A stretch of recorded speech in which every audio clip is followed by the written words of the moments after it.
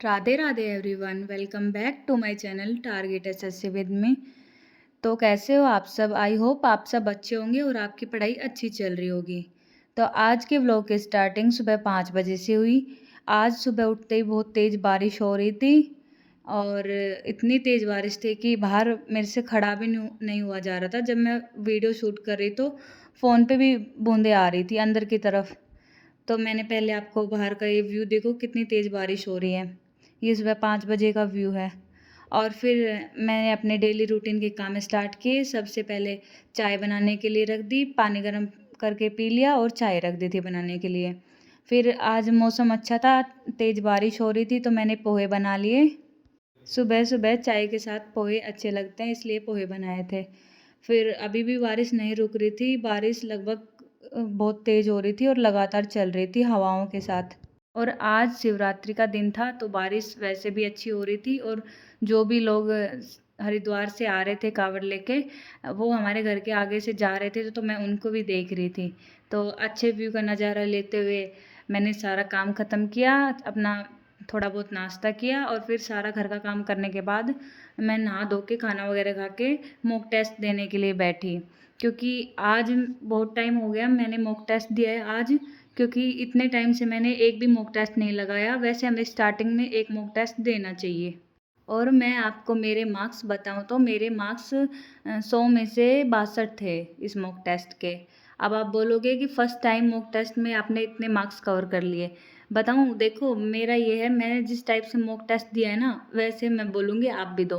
क्योंकि mock test देते हैं ना तो हमारा पहले ये देखा जाता है इसमें नेगेटिव मार्किंग है या नहीं है। तो जो हमारे ये एचएससी ग्रुप डी का एग्ज़ाम है इसमें कोई नेगेटिव मार्किंग नहीं है। इसलिए ये सबसे अच्छा पॉइंट है कि इसमें नेगेटिव मार्किंग नहीं है। तो हमें सारे क्वेश्चंस अटेंड करने हैं। अगर मैं आपको बताऊं एचएससी ग्रुप डी में ये नेगेटिव का होता है कि अगर हम क्वेश्चन का आंसर नहीं देते और उसको छोड़ देते हैं या फिर टाइमिंग की वजह से हमारा कोई क्वेश्चन छूट जाता है तो उससे हमारा मार्क्स कट सकता है। अगर हम सारे क्वेश्चन अटेंड करेंगे या फिर नहीं आता तो लास्ट ई ऑप्शन मिलता है जिसमें कि हमें उत्तर नहीं आता, उसका होता है वो आप टच कर सकते हो। तो उससे अच्छा है आप क्वेश्चन का आंसर दो, कोई भी क्वेश्चन का जो भी ऑप्शंस है उनमें से किसी को भी दे दो। अगर नहीं आ रहा है तो क्या पता भाई तुक्का लग जाए। तो इसलिए मेरा ये था कि मैंने मॉक टेस्ट में 100 के 100 क्वेश्चन अटेंड किए। इसमें मैंने ऐसा कुछ नहीं देखा कि जो सिलेबस में मेरा हो गया वही क्वेश्चन मैं करूँगी। मैंने सारे क्वेश्चन अटेम्प्ट किए तो कुछ क्वेश्चन तो जो मेरे सिलेबस में से आए थे वो थे, जितना मेरा हो चुका उसमें से जो क्वेश्चन थे वो थे। और कुछ क्वेश्चन जो अभी मैंने नहीं किया वो थे, लेकिन सब में मैंने तुक्का लगाया, सब क्वेश्चन अटेंड किए। तो ऐसे मेरे 62 मार्क्स बने। मेरा मॉक टेस्ट देने का कुछ ऐसा था कि जो मेरे सिलेबस में से क्वेश्चन मैं कर चुकी हूँ, जो क्वेश्चन आए थे इसमें उनका आंसर मैंने अच्छे से पढ़ के दे दिया था। और जो क्वेश्चन अभी मैंने नहीं किए हैं, मतलब जिस टॉपिक में से आए थे वो नहीं किए हैं, तो उनका आंसर मैंने मतलब थोड़ा सा क्वेश्चन देखा कि हाँ ये तो मैंने नहीं किया, नहीं आ रहा, तो ऐसे ही कोई भी ऑप्शन टिक कर दिया फटाफट फटाफट ऐसे। और जो मैथ के क्वेश्चन है उसमें भी, मैथ में मेरे अभी 2-3 चैप्टर हुए हैं कवर। और वैसे मैथ मैं ध्यान नहीं दे पा रही इतना, लेकिन मैं कर रही हूँ कोशिश कि मैथ को साथ में लेके चलूँ। हाँ, तो फिर साइंस का बताऊँ आपको, साइंस के बहुत ज़्यादा क्वेश्चन आ रहे थे जिस जिस ऐप से मैंने मॉक टेस्ट दिया।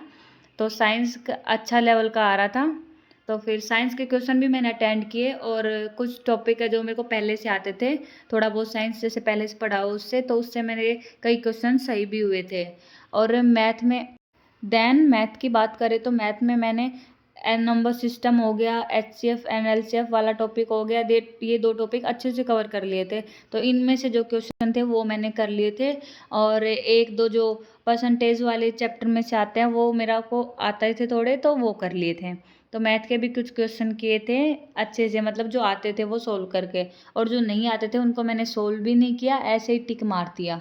क्योंकि मेरे को पता है टाइम वेस्ट करने से कोई फ़ायदा नहीं है। जो मेरा अभी सिलेबस हुआ ही नहीं है उसका मैं क्यों टाइम वेस्ट करूँ क्वेश्चन में भाई सोल्व करके। तो मैंने ऐसे ही टिक मार दिया कि भाई ठीक है, सही हो गलत हो, असली रोल तो हमारी मेहनत का है कि हमने मेहनत से कितने मार्क्स किए। तो मैं आपको मॉक टेस्ट देने के लिए ऐसे ही बोलूँगी कि जैसे मैंने दिया आप ऐसे भी देकर देखो। जितने आपको क्वेश्चन आते हैं, जितने आपके सिलेबस हो गया उसमें से जो क्वेश्चन आ रहे हैं, वो तो आप ज़रूर अटेंड करो, और जो क्वेश्चन आपको नहीं आते, अभी आपका सिलेबस में से नहीं हुआ है, वो क्वेश्चन बच रहे हैं, तो उन क्वेश्चन में आप ये करो, तुक्का मार दो। कोई भी ऑप्शन है वो दबा दो, और अपने मार्क्स, क्या पता आपका अगर सही हो तो मार्क्स इंक्रीज़ ही होंगे, नुकसान तो कुछ है नहीं।